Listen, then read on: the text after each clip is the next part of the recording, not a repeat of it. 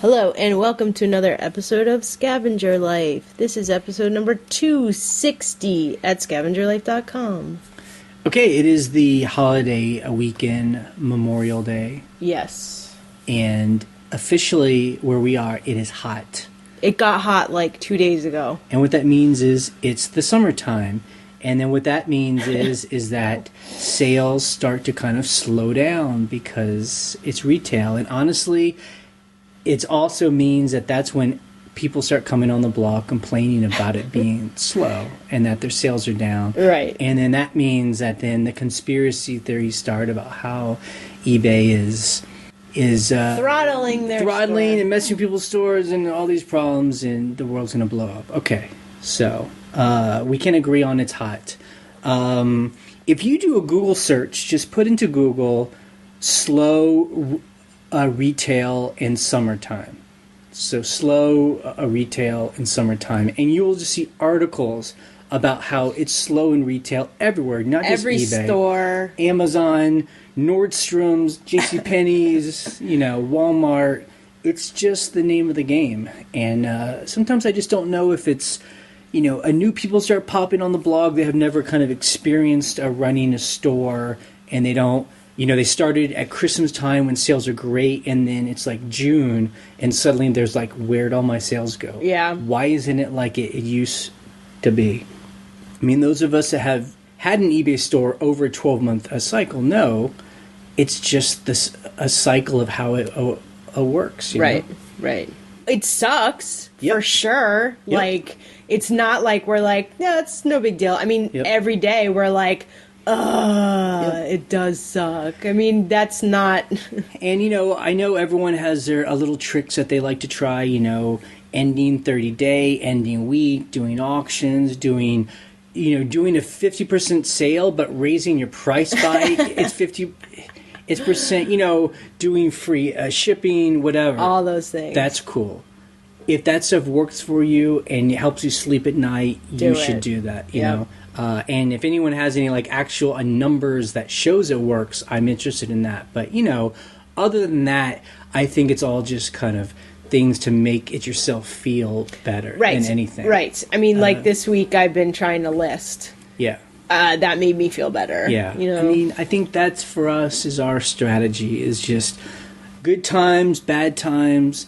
Just list. You know, if we're concerned about something, if we're worried, if we're nervous because sales do seem slow, we just take the energy and just list. Yeah. Because even though it might be slow for a week or two or a month or whatever, it's gonna pick back up. And when it does pick back up, we want to have as much stuff in our store as possible. Right. And honestly, I'm kind of amazed that anything ever sells. Ever? I mean, really. I mean, no, it's true. We've been running an eBay store for a long time. Yeah. And I'm just always amazed that every day, for the most part, something sells. And I'm just like, I can't believe someone just bought that. It's really amazing. It's still really amazing. Yep, I agree. Especially with the kind of stuff that we sell. Little weird, strange, very older unique items that are just very specialized. Right. Like, we'll talk about some of the stuff we sold this week where you're like, it's one of those moments where you're just like, I don't know. Yeah. Yup. So I feel for anyone, especially, it's no joke. I mean, if someone's like, I'm a single mom, I need to make $2,000 in a month net after expenses to pay the bills, I mean, I feel for those people. I hear you. Yeah. You have to make sales, and when things are slow, you can't be, no big deal. Things have to happen. Right. But I just don't know an answer other than just you have to keep putting stuff up. I think that's the hard thing is, I mean, it's like we talk about with retail. I mean, you have no control over it. Right. You just don't, other than, like we say, listing. Right. I mean, you can think you have control by doing all those little tricks that people talk about. I don't know I think it's an illusion of control. Yeah. But again, if it makes you feel better, that's important enough. Right. The other thing for us, it's this week, it was, kind of slow. It's definitely, it's not like it's Christmas time, but we had steady sales. I will say there is such a difference when things are selling for $20 versus when things are selling for $100. Right. You know? So all week, we were selling stuff, but everything was selling for like $15, $19. It was just kind of bread and butter, just $20 lower items. dolly items for us. And then we had a morning where within 10 minutes we sold a $150 item and a $90 item. And that just changes everything. That changes, it changes your whole day. You're like, well, I just basically made my quota right. for the day on 2, items. And it just always, it reminds me that we need to keep looking for that kind of stuff that sells for that price and to be willing to put those prices on it. Yeah, absolutely. And both of those were best offers. Right. So those were priced higher than that. Right. So we know also on slowish days when you're like, that's a good offer. I need to make the, amount of money I need to make today. Take the offer. Yeah. And when we were starting out, those were our price points: $9.99, $19.99, $9.99, $12.99. Like those were. That was. And I see people that have stores. It's like that. Like that's their price point. That's their average selling cost. And and that's a tough gig. Yeah, it is tough. Do yourself a favor. Higher. Well, first of all, price your stuff higher. Yeah.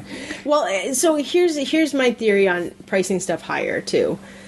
If everybody prices their stuff higher, then people understand that is the price of the item. Yeah. Do you know what I'm saying? Sure. No, of course. But that's not how the market works. But I know that's not how the market works. Well, the way the market works is, supposedly what's the lowest price? Yeah, like people start pricing everything at 100, and so someone's like, well, if I price my thing for 90, I'll be the one that sells.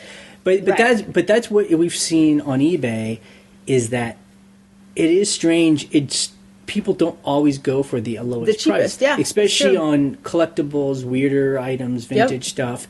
They're looking more at presentation and quality rather than just price. Right, exactly. I think the price, the true capitalistic, lowest bottom dollar sells is when you're selling something that everybody has. Yeah, like if you have we always say it. iPhone cases. There's a Chinese warehouse somewhere, production facility. They're just cranking out. Just boxes are just coming out, and just people are buying it wholesale.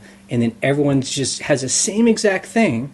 Right. Exact thing. So people are just competing on price. Right. Free shipping, all that stuff. And so that's a different model than what we're talking about, and I think a lot of people that come to our blog are more people like us who you're scavenging and you're finding that weirder stuff. Yeah. And that's where, as Ryan said, these price rules don't always matter. It's kind of how we talk about, this is a parallel thing, but with the vacation rental business in our area, I want other people around me to price like I'm pricing, because I want them to price higher if they have a quality place, because I want to raise the bar. I want to be like, okay, people renting places, this is how much it costs now. Right. It doesn't cost what it used to 10, 15 years ago. It costs this now.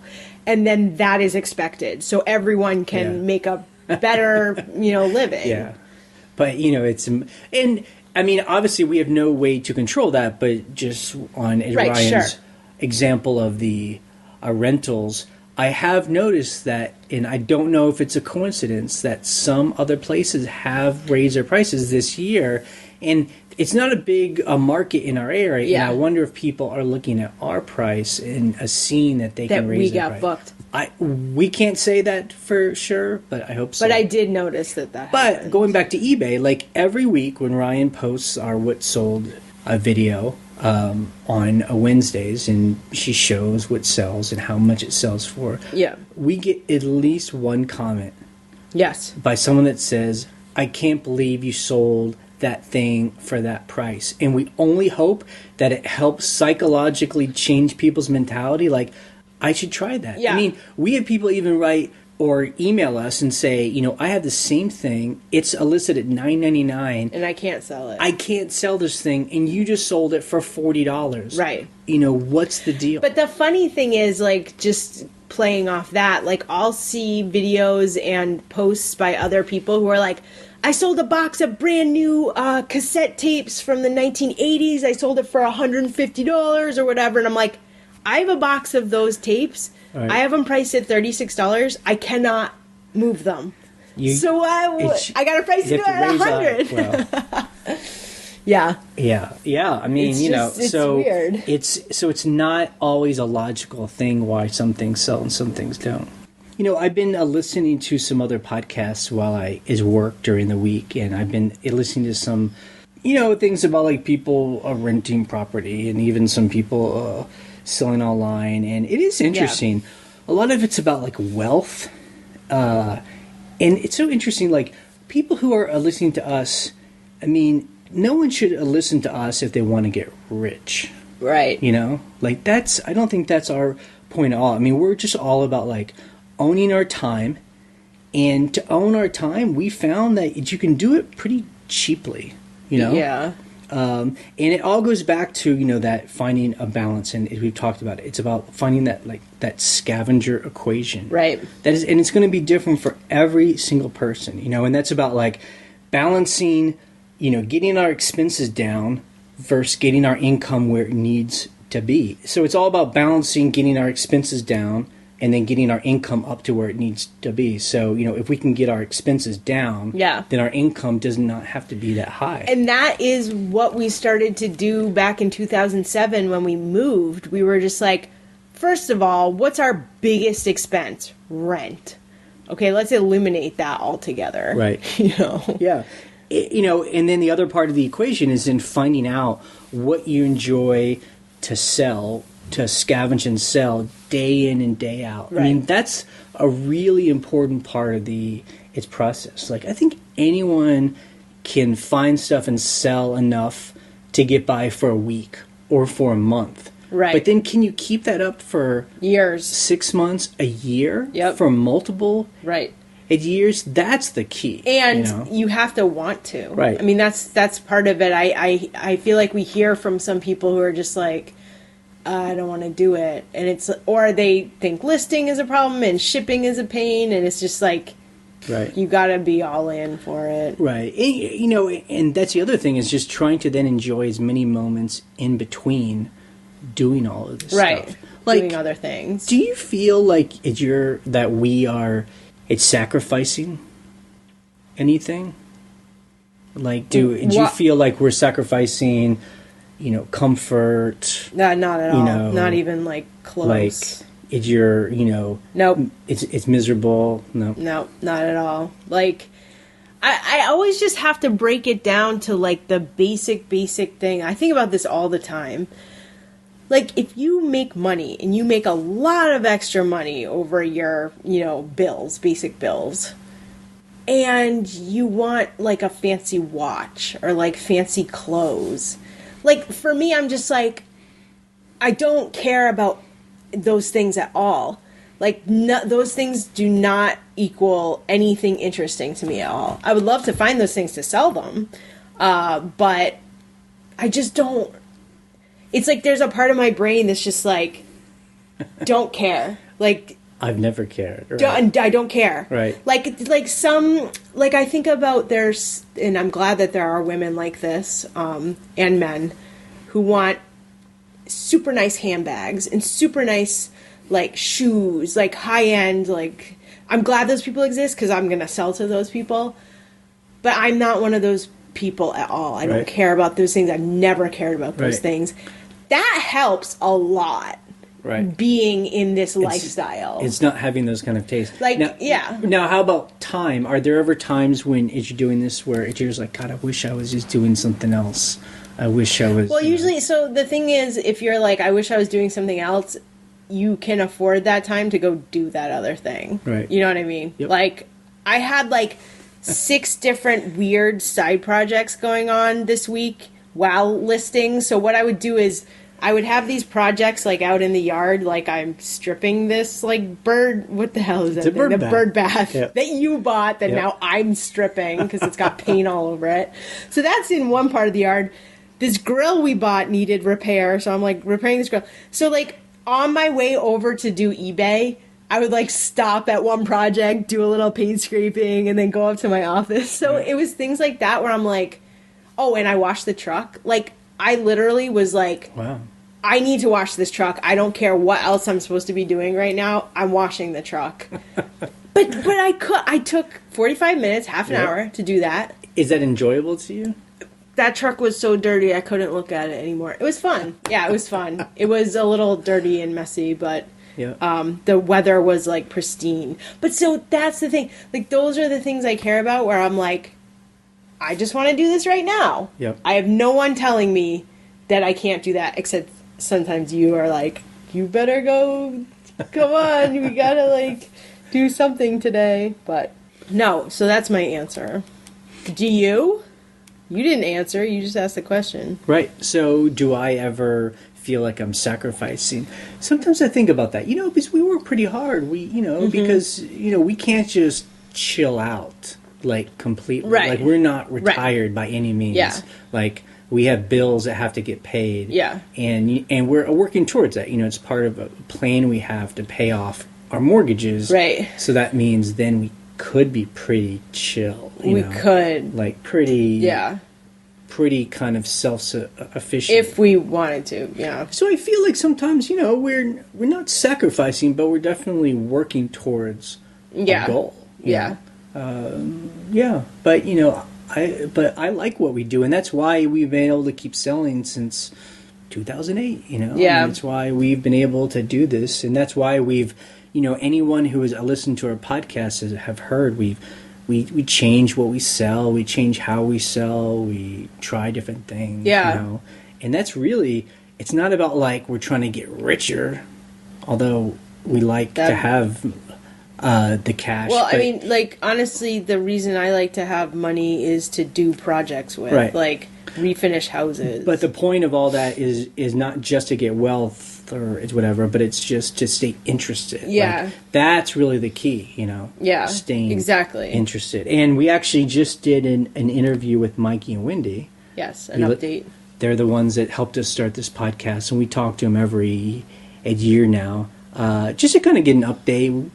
We haven't talked to them to a while, and we kind of our conversation was kind of about that, about just like, staying interested in things. And the whole point of this lifestyle we have is just to be able to do different things, Yeah. And it's inspiring to hear the kind of things. Oh, I love checking in with them, because I get like revitalized. Yeah. By talking to them. Because it really is true. It's hard to find people who are actually doing the kind of things they want to do. Yeah. And well, they were the spark for us. Sure. I mean, them with like a handful of other people doing different things, but they were talking about it and doing it. Right. And we were just like, I mean, whoa. I will say for us, we were always doing what we wanted to do, but there was a component that we were stumbling on, and that was like how to like buy a house, or how to get more independent. We were always kind of tied to a job because we were living in urban areas. And Mikey and Wendy were the ones who said, just move to a rural area. Like, and the cost of living is that so suddenly low. That assumption that we had to live in an urban area, once we got over that assumption, it really was a big piece of our puzzle. It was huge. Yeah. It's funny, I'm remembering this now. When we were buying our house, like signing the paperwork, we were at Mikey and Wendy's house. That's true. Like, we were faxing things from New Mexico, like faxing our signature to our real estate agent. It's just funny to think that was happening. This week, I will say, now that we're back and we're just into our flow, we did some good scavenging. It's this week that I enjoyed. We went to a couple places that we always love to go to, and we found a lot of good stuff. We filled our car up. Yep. Like 2 days in a row. Yep. And that's really important, again, for us, is that we're, doing that balance between, a listing, photographing, and selling. Well, we have to, or else, like, you're sitting in a hoarder pile of your house, if you're not listing while you're but processing. But I'm saying that the part of the balance that needs to also happen is to be scavenging. To buy stuff, yes. It's for us. Well, we were away for a month, so part of it is we hadn't been scavenging in our little area for an entire month. So when we got back, like, you could kind of tell, like, there were definitely things that other scavengers don't buy that we were getting that I'm like, man, nobody was looking in this section of the store because I found tons of stuff over here, you know? Whereas, like, you were looking through, like, other sections like books and you're like, somebody shopped the books. Like, I can tell, you know? Yep. But it's interesting to come back after a month and be like, there's all this stuff. It's everywhere, you know? It's nice. Okay, so let's do our numbers. How slow was it? How slow was it? Okay, so in our main store, we sold 23 items. Ooh, that's a good amount. It's just a lot of items, but like we said, they were kind of lower dollar. So we made about $900. That's eking by. The average was about $37 per item because we did sell some higher dollar items, so that brought the average up. And you listed 84 items. Oh my in god! That store. I really? You were on a roll. No wonder my arm hurts from like using the mouse. I'm like, great. yeah. In our Amazon FBA store, again, the numbers are a little funny to me, but we made about $150 total. But then after all the fees, I think we made about $60. I don't know, because they did the subscription fee came out. Oh god, and, it's just like it was really slow on FBA for us. Although we do sell a few things every day, and we sell weird long tail books. And you know, it is interesting doing Amazon FBA because, you know, it just mail it all in, and then it's just like, oh, things are selling. It's truly list it and forget it. I don't have to do anything. Yeah, you know, it is truly. As long as there aren't its returns, it's great. And then in our second eBay store, we sold 10 items, and we made about $450. So, that's kind of okay. I wish it were more, but, you know. Yeah, so between our two eBay stores, we made about $1,300, which is pretty good. Pretty good. Yep. But we'd love to make it Yep. $1,000 more than that. Sure, but you know, that definitely it makes us happy. All right, things we sold. Let's talk about some interesting. Yes. Like, what are the things that sold that made you happy? Okay, well, surprising. This one made me super happy. Vintage tiger oak headboard. You know what I noticed about this? I got so mad. Headboard was spelt wrong. Oh my god. So for 2.5 years, that was spelt wrong. Oh no. Yes. Maybe that's why it didn't. But it did sell though. I know. Maybe that's why it was. Yeah. Kick So myself. This was an auction we went to. Yeah. Almost 3 years ago. So it had been 2.5 years ago, or did you? Yeah, well, you know what's funny is I was looking and we first posted it on Craigslist for about 6 months, and then we posted it on eBay. That was before we were really doing furniture on eBay. Yeah. So we went to this rainy auction. There were only like 10 or 15 of us there. Yeah. It was one of those auctions where we cleaned up. Oh my god, we got the most amazing stuff. And so there was like a auction. headboard that no one wanted, and I bought it for $5. Yeah. And it's nice tiger oak. From the early 1900s. Yeah, it was great. And so, but it's one of those things where like we listed it. It was sat in the corner. It didn't, you know, it wasn't hurting us. And then it finally sold, and it was great. Well, I'm just glad because I really wanted it out of storage because it was in our storage locker thing, and it feels so good to take that stuff out of storage. Right. You know, and there was a couple who was willing to drive here from about 2 hours away. And, yeah, about an hour and a half. Yeah. It was $150. Did we even say that? We sold it for $150. We bought it for $5, which is great. You go. Okay, this is a really cool sale. This framed sailor photo was like a portrait. I don't know. It looked like World War II. I don't know if it was that old, but I did say it was that old. The cool thing is, I listed this in the afternoon for $80, and about an hour later, it sold. That's always great when that happens, when you're like, sales are slow, and then you list, and then a bunch of stuff sells. So why do you think it sold for so much? I think people collect World War II photos. Mm-hmm. I think people collect photos of sailors. Mm-hmm. This might just be a coincidence. It went to San Francisco. There's a huge gay population in San Francisco. I think that a lot of people have like a whole sailor thing going on. I do notice in its photographs the big thing about like the term gay pop up in a lot of old slides and of photos Like of gay interest. of like, two men together. I mean, there's no evidence that these people are gay, but Right. I don't know. Yeah, I don't know what it is, or if people are searching for this kind of like quiet history that, Right. back then no one could really be gay, and so people are going back and retroactively trying to find Yeah. photos that might have documented, that I mean, people were granted, gay, sure, there are a lot of those photos. This photo was simply Right. a portrait of a really good-looking like American. it was a very classic Americana, like World War II type Right. photo. It was in great shape. I hadn't seen any that had sold for that high, but I was like, this is a great photo. It's definitely old. I'm putting $80 on it, Yep. and it sold within an hour, which again, all you scavengers listening are like, you should have priced it higher. And I agree, but I'm like, I $80 sale? Good for me. Right. Okay, the next thing we sold was this, the game of bridge, a card game. I don't play it, but I found like a booklet that was like hand typed Yes. and then copied, but It was like a- self-published. It was like a self-publisher where someone's like, I'm a bridge master. These are like tips and hints from probably the 60s. 1973. 1973. But it's like one of those specialty items, and they're Right. people that really are into bridge. Yeah. And we sold it for $30. The cool thing about this was I listed it on that exact same day as the sailor photo, and it also sold within a couple hours. Right. So again, I was like, oh, maybe I should have published this for higher, or put this up for higher, but $30 for a hand typed self-published book that no one's ever heard of? I'll take it. I'll take it. So about a year ago, we bought a lot of soaps. These 5, Hermes, Yes. but in our world, Hermes. soaps. Like, these are just bars of soap. Okay? We bought, them all for $5, and we've been selling them individually. We just sold the last one For $25. for $25. So we bought, this thing of soap sold for like over $100. Over 100, yeah.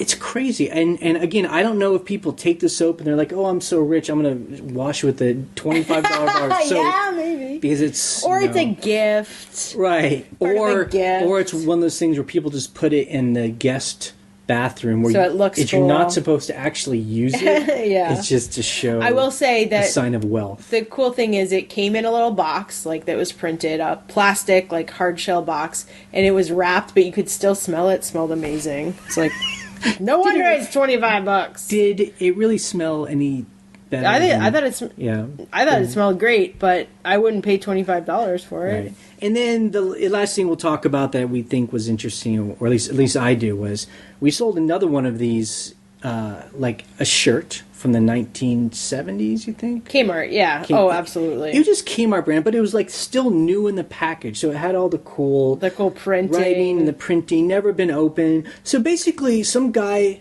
bought this shirt in the 70s, Right. threw it in a closet, Never opened it. lived his life, died.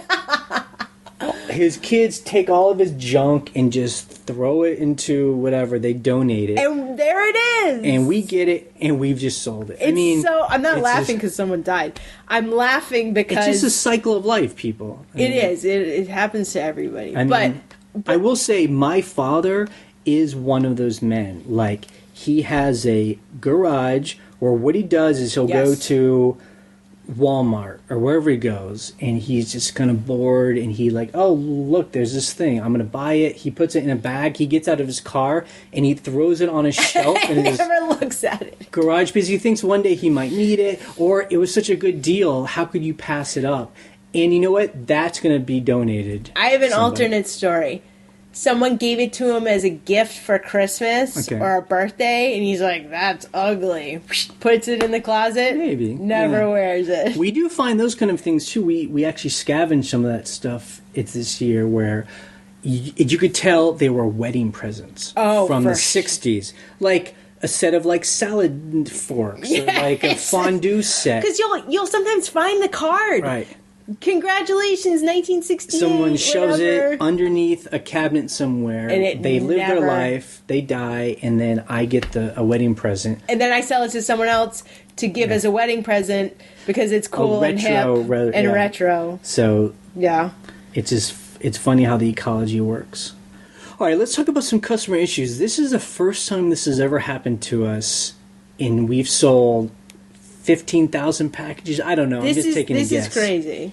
Yeah, this is crazy. So we, come back from our trip. We have 150 packages to send. Ryan packs it all up. We mail it all off. And within a week, we have 3 buyers complain that they got the poly mailer, but it's been ripped open and the item's stolen or taken, or it's no longer there. Yeah, so the weird thing is, I'm assuming those 3 items were stolen, but when I talked to, because I called the post office, 1-800 USPS or whatever it is, and they were just like, if it wasn't in a box, sometimes those things can get caught in the machinery.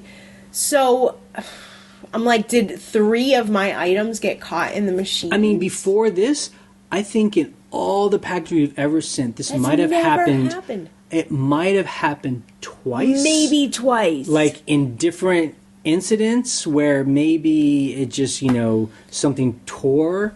But this is 3 packages within the same group of shipments, which makes me feel like someone walked into the back of a post office and was opened it up, taking stuff. But we don't know.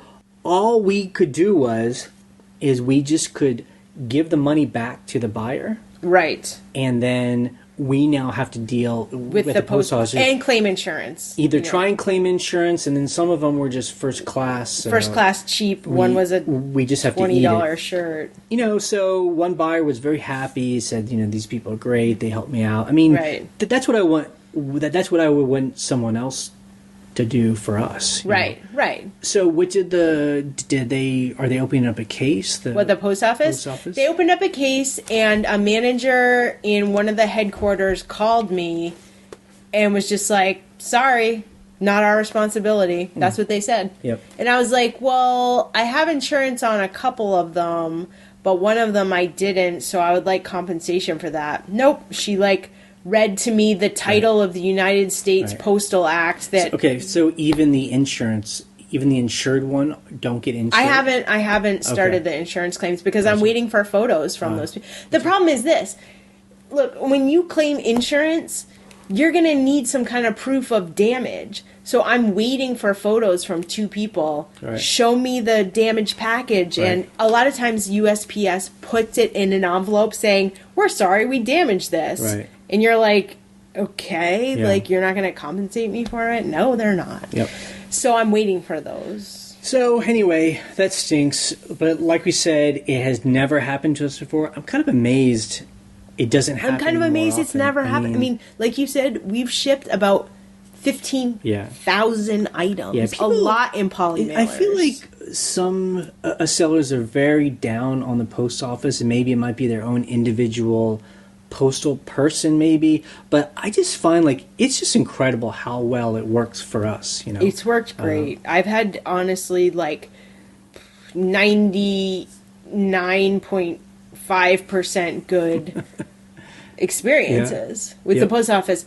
Much better than with FedEx or UPS.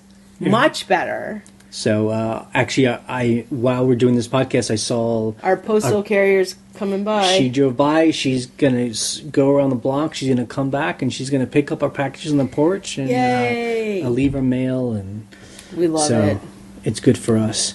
And actually, some people on the blog were talking about that. It's this week. They were like, the postal person will not pick up my packages from my porch. And other people were saying this too, and it's really good advice. You need to officially, make the order online for them to come and do it. USPS.com/pickup. Yep. Because if there's an official order, then they can't say no. Sneak out of it. Yeah. I mean, if they don't scan a package, then it's going to show that they didn't pick up. And so that's when you can then call their boss and the postmaster, what's going on? Yep. You know? Yep. That is their job. Like, look, when we lived at our other house in this county that we live in, we had a long driveway up a hill.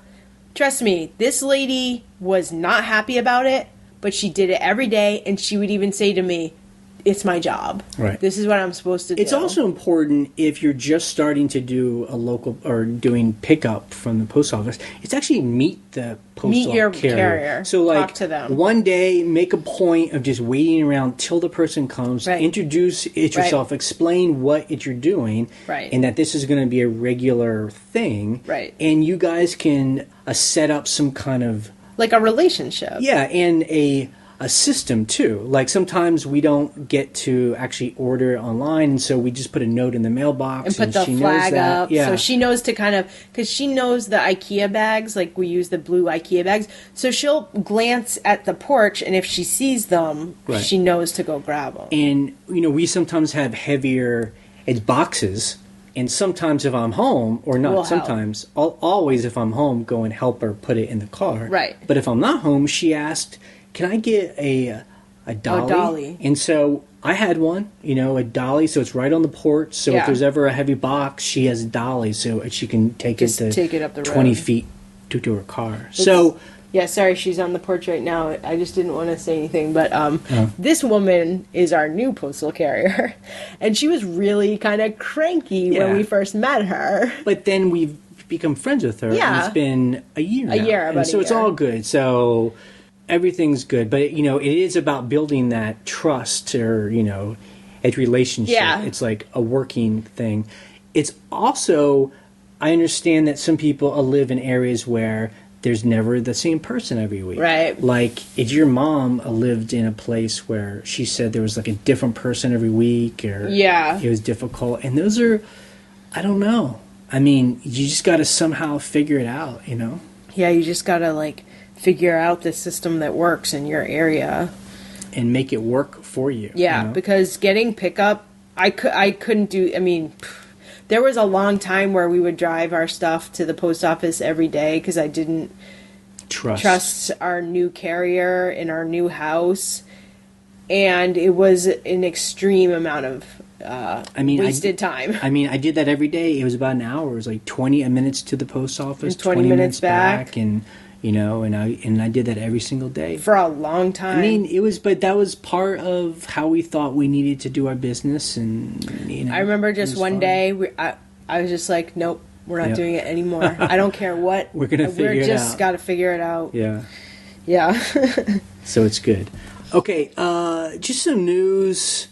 I saw this link to an article that I will put on the blog that you can check out.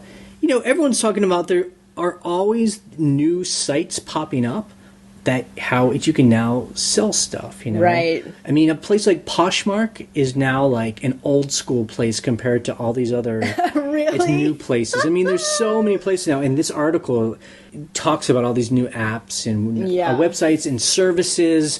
Some of them you sell it yourself, some if you mail it in and they sell for you, some they'll come pick it up and sell for you. The underlying thing in this specific article is that a lot of these services, they want the highest and the most expensive stuff. Of course they do. So the article was like, this woman, took a armful of stuff, and they were like, well, they only took this, and this. They left all this other stuff because it was only worth a couple $100. I mean, It's just... It's such a different world. Well, look, it's like this. This is that whole eBay Valet thing. If you look at what they're like, we'll sell your stuff for you, and you're like, oh, awesome! I want to send them everything I have. Right? They're like electronics, new cameras, new iPhones, right. Christian Dior, whatever black label. You're like, and necklaces, right? Gold necklaces. Yeah, you're just like, well, of course that's what you want. But if you just want your old Nike jogging shoes, they're like, we're not going to take that. Right. And so, I mean, of course, that kind of But stuff I is can sell that stuff, you know. to sell like anyone. I mean, it's like if you're too lazy to like list your iPhone 6, I mean, it's It's like, like, come come on. on. Like it's a golden nugget that Yeah. someone's just going to buy immediately. Yeah. But you know, again, that's why I'm never worried about our part of the ecology, Yeah. because there's always a level that these other companies, they don't want to touch the kind of stuff that we sell. Of course they don't. And that's why I think there will always be room for people like us who are selling the stuff that really people think is worth something. They don't really know how much, and they don't want to really worry about it, Yeah. you know. And that's why we're able to get what we get. you know? Absolutely.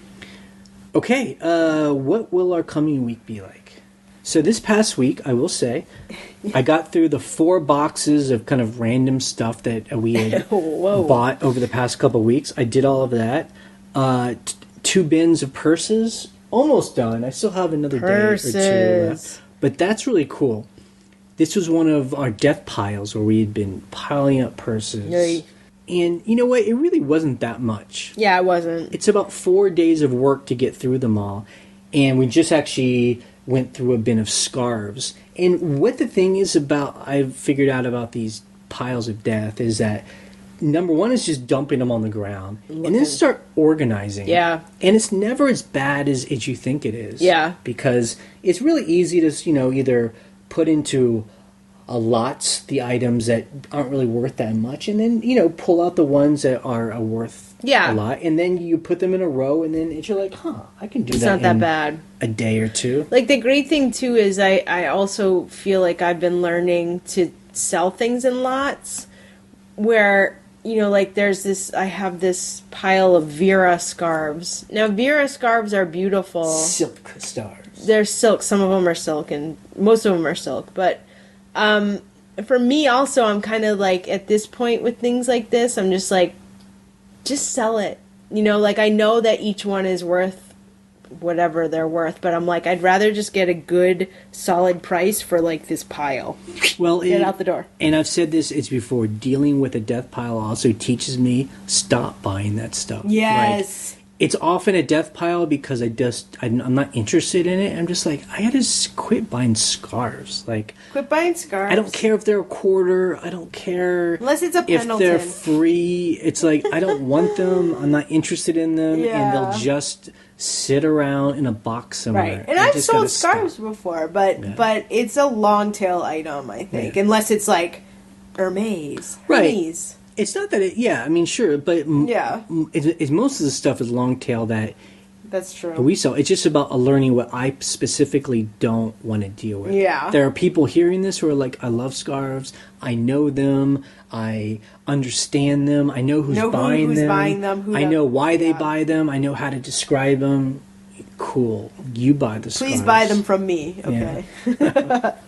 Yeah. So anyway, and so is this week I'm trying to get everything off of our porch up online. Yay. What am I going to do? List stuff. Yeah, so you actually, I didn't say it earlier, so I think you had listed 104 items in total. 88 in one store and then 20-something in another store. There were days where I was just like, okay, cup of coffee, big cup of coffee, desk. Dad, shut the door. Don't interrupt me. Because I haven't listed how long. I haven't listed in months. Yeah. It's like, come on. But just, I mean, let's again just take our own advice. Don't burn it yourself out. No. I think that I was good at being like, okay, I did as much as I could today. Right. I'm done. It's 6 o'clock. I think it's always doing that. It's balanced. That's what I do. I try and do 20 things a day. You know, I try and do that. And then I don't do more. I try not to do... It's less, and if you can do the same thing, just do 20 things and then do other projects, you know? Yeah, and I also, like, for listing, too, what you really have to do is, if you have enough variety of stuff, just bounce around and list different things, because, like, I have, like, 5 huge folders of books and ephemera. I listed one folder of books, and I was like, okay, I'm taking a break on that because I am bored out of my mind of listing vintage books. But I will say they were interesting books. That bridge book sold within an hour. Yeah. So when stuff like that happens, you're like, Yep. Okay, that makes me feel like this is not just like... And then the last thing before we answer its questions, I've been taking a page out of Nandri's book. She's the teenager, she's 18. Teen thrifter. Teen thrifter who we interviewed, and she's like, I just turn on, it's Netflix, and I just list, and I do my photographs, and I've actually been doing that, where I've been just watching documentaries. Just random documentaries. It's so awesome. They're just like all these documentaries, things I would never really watch normally, just because they aren't that interesting, but they're interesting enough just to kind of be in the background while I'm working. But what's cool about documentaries too is like this one you were watching yesterday was about these people who climb Yosemite or whatever. Yep, they're mountain climbers. Like rock climbers. Rock climbers. Like they climb up. The face of like El Capitan. No ropes. No. I mean, this is like people that you're like, they have a death wish. Clearly they do. But so it's so interesting because I would never be like, at the end of a day, like, let's watch this. Like, but it's cool to like learn. Well, I just think, and this is kind of a side thing, I think documentaries are good to watch while doing eBay because if it's a drama or like you get sucked in a movie, you get sucked into a storyline or into emotions, and you kind of just want. I just want information. It's more like it's like a the podcast. radio. Yeah. You know, absolutely. Okay, so let's answer questions. Okay, you can always call us on our voicemail line. The phone number is 540-407-8486, and you have 3 minutes to leave a message. Hey, Jay and Ryan. I have a question about handling time. You said when you go on your trips for a month, you extend the handling time out to 30 days or whatever, and that's fine. I get that. But I was wondering, when you come back and then you ship items, I'm assuming you put the handling time back to a day or 2 days or whatever. But if you had an item, you talked about somebody who said their item was damaged, and the first thing they were commented on was that the shipping took forever, but you had your handling time set to 30 days. Does eBay know that you had it set to 30 days when the item sold? Or if you put it back to a one-day handling time when you return, are you able to explain that to eBay sufficiently? I'm just curious. Thanks. Okay, yes. So when we travel, we extend the handling time for as long as we need it to be. Now there was a time real quick where we would like say, okay, we come back on a Monday, we're going to ship everything on a Monday, and that was not the right thing to do. I give a buffer. So now as Ryan gives herself 3 like a 3-day to 5 buffer. days. Yeah. So that, because, and this is the reason, and you touched upon that in your question, if I call eBay with an issue, like this person gives me negative feedback, shipping took forever, I say, okay, eBay rep, click on that listing, and because that listing is basically frozen in time once it's sold, it shows the handling time and the date it should get to that person. It'll say, 30-day handling time, blah, blah, blah, should arrive on X date. And they see that on that item because it's like frozen in time. Now, I've changed my handling time back to 1 day once we arrive home and I'm done shipping. But that's for everything that's now listed. It doesn't like retroactively change those old listings. Right. Those are like frozen. And again, that was another problem when we first started doing this. We would just do it's vacation banner. Yes. And this is the problem. We would put the vacation banner on everything. Yeah, like saying, we did it right. We're going to ship when we get back on this day. We would come home, we would take the vacation banner. Someone would complain. We would tell eBay, we had a vacation banner. I told them, and they're like, I have no record of that. Seeing that. The listing does not show that there was ever a vacation banner on it. If it was, so we even started actually taking a screenshot of the item with the vacation banner. But the handling time is the only thing that matters. Right, and that's what eBay told us, and that's what they go by, and that's your rock solid contract. As I've said, vacation settings should be tied to handling time. They should change that. Yeah. Hi, Jay and Ryan. My name is Ian. It's my first time calling in. And I follow your eBay store very closely, and I always notice how you have different shipping prices for different items, and they vary greatly. So I was just wondering, how you come up with these shipping prices, and if you have any advice for what to charge, and maybe lastly whether you like free shipping or actual shipping and handling included. Thanks. Bye-bye. Okay, so the reason there's different shipping prices for everything is because it's calculated shipping. So if something weighs a pound, you can calculate it based on your zip code. If something weighs 20 pounds, it'll be calculated based on your zip code. So that's why you're seeing all the different prices. I mean, it's not a flat fee. I mean, it's really great because Yeah, it's eBay, amazing. eBay has a couple of pieces of info. They know our zip code, they know the buyer's zip code, and they know how heavy the item is. Because I've given them that information. And with those three things, it can automatically calculate. I mean, it's really a beautiful... It's great. A system. You Yeah, know. and like a lot of other sites like Etsy forever didn't have calculated shipping. Where you had to say, I will ship this for $5, even if it's to someone across the country or if it's someone right down the street. And so... It was really hard. You were either going to make money or lose money, and it's kind of kooky. Why not just pay what it costs to ship? Because the post office publishes all those rates and the zones and write software. Hi, Jay. Hi, Ryan. I've called into the show before. I have, I think, maybe 3 questions or 3 things I'd love some input on. I am moving to a 2.5-acre property that has multiple buildings on the property, one of which is a 6-car garage, which I'm going to convert into my space for eBay. I'm going to partition off a section of it so I can air condition and heat a spot where I can list and ship from, as well as take pictures.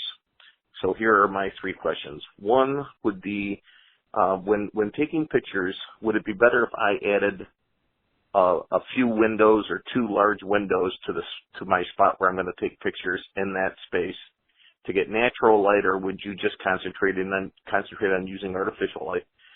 Second question is, I'm going to heat the entire area, but I'm going to heat it separately so that I can keep the warehouse area just like 50 degrees, and then put exhaust fans in for the summertime so it doesn't get too hot.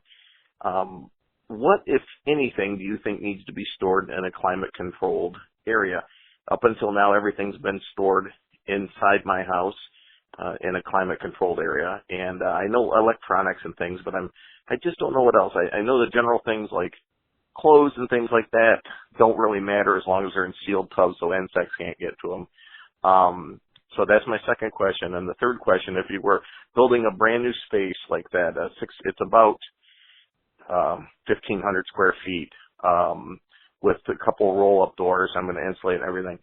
I'm starting from scratch, basically. It's just studs in there, and I have about $10,000 to spend to convert it. What would be some of the things I should think about when building this space? I love you. I love you. I love your guys' show, and I love everything that you do for us. And please keep it up. Thanks. Bye. It's so cute. I love you guys. We love you too. We do. Okay. We do. We love all our So listeners. it's number one. That's amazing. That's some serious stuff when you're starting to actually build infrastructure for your business, and it makes sense. Yep. And it's funny that you say that because we're talking about doing that exact same thing. Although the building, we're going to get just one of those steel kind of pre-built. It's not pre-built. Or it's like prefab or whatever. Prefab, steel where buildings. they come and they build it in one day. We just have to put a concrete a slab down. I mean, we're thinking about getting 800 square foot. Is it 800 square feet? 40 by 20. About 40 by 20. So, man, if you're getting a 1,500 square feet? I would love a building like that. I want that. So, all we're doing is just getting a steel building with no insulation or anything. No water is going to be in there, but it's going to get cold. It's going to get hot. There's going to be bugs just because they'll be able to get in there. Yeah, I mean, it won't be open. So this building is just for hard goods. Yeah. It's the kind of stuff that you find in people's barns or they're in people's sheds. So it's stuff that has weathered things for a long time. But they're in plastic bins. As long as they don't get wet, you're okay. Yeah. And there's a lot of our inventory is like that. Hard goods, We do have another building, though, that we've already built that is totally insulated. We have a dehumidifier in there, you know. That's for clothes. Right, and that's clothes, anything that can't have bugs and wetness and anything like that. Yeah. So, I mean, as far as like what we would have in a 1,500 square foot area, I mean, shelving. Well, we've been talking about that. Yeah, I mean, you just have to imagine, so how are you going to store stuff? So it's for us, our hard goods are all going to be in big plastic bins. So we're just going to build shelves. Based on those bins. Yeah, and we're trying to think, do we have a 3, it's rows of shelves, or 4? You know, we're going to try and get as many as we can and just be able to, you know, have each bin is a numbered, slide them out, grab the item. You know, that's how we're going to do it. We're also going to have an open front area so we can be able to have its furniture. Things like that. In fact, yesterday we were discussing it and we were like, should we get a bigger building? Like, it just keeps getting bigger, honestly. But the price goes up really high once you start. Yeah, so we're actually, I think ours is going to cost about $8,000 out the door, you know, for everything. Yeah. I mean, the reason why we're not worried about getting, like, you know, a building that's made out of studs and insulation and walls is because really that starts getting expensive. Starting to have to do all that, you know. Yeah. But if that's what you want, you should do a building like that because it's going to be in the future multi-purpose or whatever. I mean, and we actually already have an office where we do all the packing and do all of our work, so we don't need to build an office to it. We just need cold hard storage. And so I'm not sure if this building is going to be like the all-in-one. That's what it sounds like. I'm working in there, and so I would have a big shipping table with all my boxes all neatly I need organized. heat. Yeah. You know, during the winter. Yeah, so that sounds awesome. Good luck, and keep us updated on how it's going. Hey, Jay and Ryan. I was just re-listening to podcast number 253, where you guys were talking about selling puzzles for $22 on Amazon. And Jay mentioned that he didn't know who the people were that buy these puzzles for all this money. And, well, I can tell you one type of person who would buy those puzzles. And that's, like in the mid-90s, my father passed away. But before that, he had lost a lot of his mental capacity, and he was immobile. And last year, we lost my father-in-law in a kind of a similar situation where he had a greatly diminished mental capacity, and we couldn't trust him to even go for a walk anymore. So these guys are basically down to watching television and sleeping, you know, and the normal stuff. But they couldn't do much of anything. But sometimes working a puzzle, they could do that, and it was a really good thing. So if you're a caregiver or if you love somebody who's in that situation, spending $22 on a puzzle is not a big deal. It's you'll gladly do that. So anyway, I just thought I'd pass that along. That's one type of person who would buy a puzzle for $22. Thanks. So yeah, no, that totally makes sense. Why people buy puzzles, because it's something important to be able to put their mind to. Yep. I guess my question is this: why do you need to pay $22? I just feel like puzzles are just printed cardboard, and if you're having mental issues, you don't care if it's $22 or $2. Why not just buy, a cheaper puzzle? I guess that's the ultimate question. Do you want a new one? Because the thing about puzzles is, and this is why I don't want to buy used puzzles to sell, how do you know if all the pieces are there? Well, that's the problem. No, but I'm saying I feel like, I don't know. I don't know anything about puzzles. I would just think, if you could buy cheap puzzles that are new in the box, that just aren't part of a collection. They aren't part of, a brand name. It's just here's a cat that's now a puzzle. Enjoy it, No one can answer this question for us, essentially. Right. I need to do some research. Hey, this is Roberta with Gulf Winds in Lower Alabama, and believe it or not, the state of Alabama still has the tax stamp. They still charge an additional stamp or additional tax for greeting cards. I just listened to your last question. Okay, so it sounds like what you're saying is Alabama still charges tax for, I think she said greeting cards, but I was talking about playing cards. So playing cards, right? So we were talking about how when we find vintage playing cards, they'll often have like a tax stamp on it. Yeah, it's kind of like a pack of cigarettes have a stamp on it. Yeah. It's interesting just to hear that those kind of stamps are still available. Yeah, so that's funny. I've never seen those before I started buying playing cards. Yes, I'd like to leave a comment about the poly mailers you talk about. I myself personally, I do not like them. By the time they get here, it looks like they were put on an interstate and ran over several hundred times. They're filthy. They're dusty. When you open it up, you get that dirt and dust on your hands, and they're just a big mess. And that's just my opinion. I know they're a convenience. Like I said, I'm an occasional seller. I do sell stuff, but I just don't like them. They're just, like I said, it looks like they don't care and they just throw them around in the warehouses or anything, and they're really, really a mess when the recipient gets them. So that is my comment, and thank you. Love your show. Bye. Okay, I totally hear that. I've ordered lots of things that have come in poly mailers, and the poly mailers are filthy. I hear that, but as a seller, I love poly mailers. Yeah, I mean, love them. Even though plus as a buyer too. I mean, I don't care about the outside; it's the inside that matters. I mean, every box I got like a bunch of stuff in the mail yesterday that we had ordered on Amazon, and the boxes are filthy too. I mean, the boxes are filthy. They're in filthy trucks. They're in filthy warehouses. Right. I mean, they're all dirty. To me, it's always, and I know everyone, I mean, this is like a stereotype with Amazon. If you buy something on Amazon, it comes in a box. You open the box, the item is like the size of your fist. The box is the size of like a small table. And it's got just all the... full of the air bubble wrap. Yeah. And you're just like, this is so wasteful. It's crazy. Like, you could have just put it in a little poly mailer. Little bubble mailer. Yeah. Yep. So it's about efficiency. Yes. And we love to be efficient.